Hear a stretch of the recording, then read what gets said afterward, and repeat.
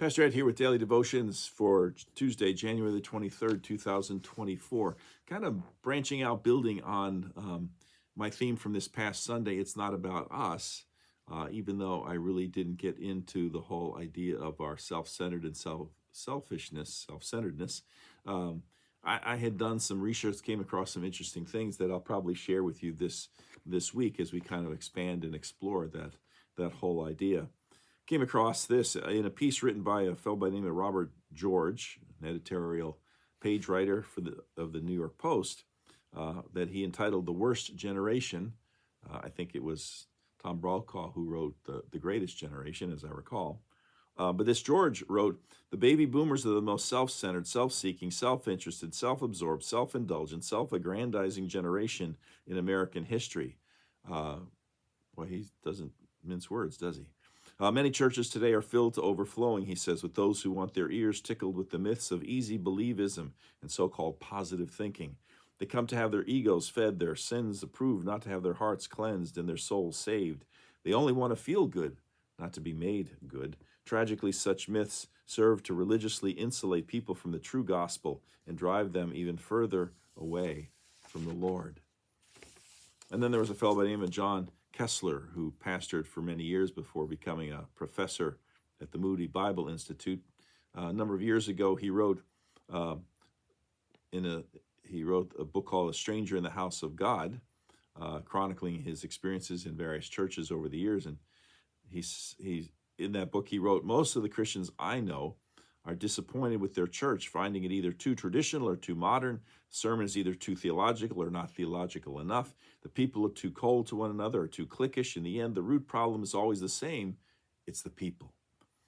And in the winter 2009 issue of Leadership, a fellow by the name of Mike Lucan wrote, "We are a culture of Christ followers who pay far too much attention to whether or not our needs are being satisfied. And we become a culture of leaders who spend far too much time orienting our ministries around the ever-changing preferences of our people.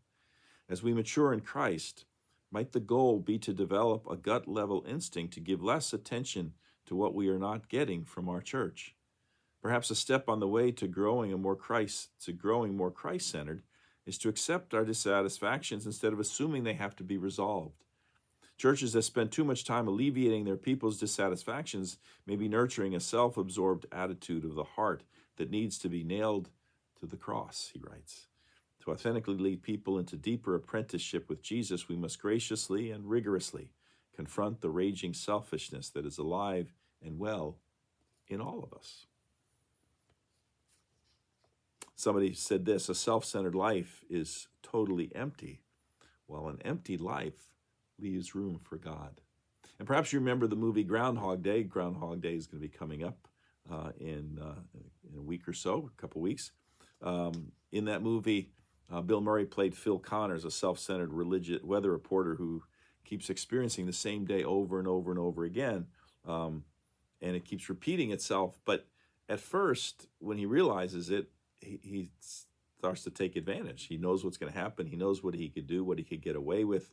And he just starts, again, selfishly using it to his advantage. But that eventually wears out, and he aspires to better things. And then he begins to care for the people that at first he was just using, because he knows exactly what's going to happen to them. He begins helping them in ways that only he knows they need at that point.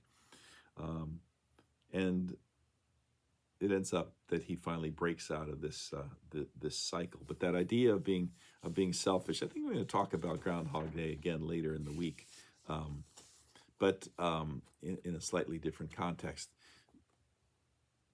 But I contrast everything I've just said with this story, true story. The fellow's name is Laurent Duvernay-Tardif. He's a Canadian-born former professional football player who played for the Kansas City Chiefs and for the New York Jets of the NFL. He's 6'5" tall, 321 pounds, and he played football. And then after college, attended medical school also at McGill University in Montreal before being drafted by the Kansas City Chiefs in the 6th round of the 2014 NFL Draft. He is one of only a very few number of medical school graduates ever to play in the NFL. But during the COVID-19 pandemic, Duvernay-Tardif opted out of the 2020 NFL season in order to work in the healthcare system. He returned to Canada to work in a long-term care facility in Montreal as an orderly because he didn't have his license to practice medicine yet. He ended up working as a nurse/orderly, again, in this long-term care facility, really kind of doing the grunt work that he was certainly trained to be more than that, but yet wasn't licensed to do that. Took the whole year off.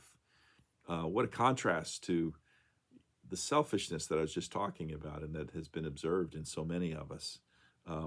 As a result of his efforts on and off the field in 2020, he was named a co-winner of the Lou Marsh Award, given annually to Canada's top athlete, as well as the Sports Illustrated Sportsman of the Year.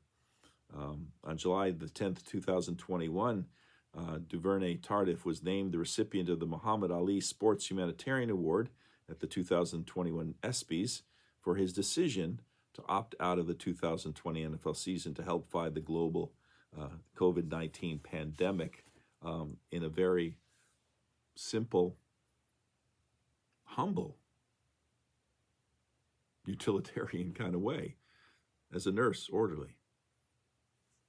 NFL player, starter for those years, sure made very good money, had a very good career going, had a career as a doctor awaiting him, and yet he kind of put it all on hold.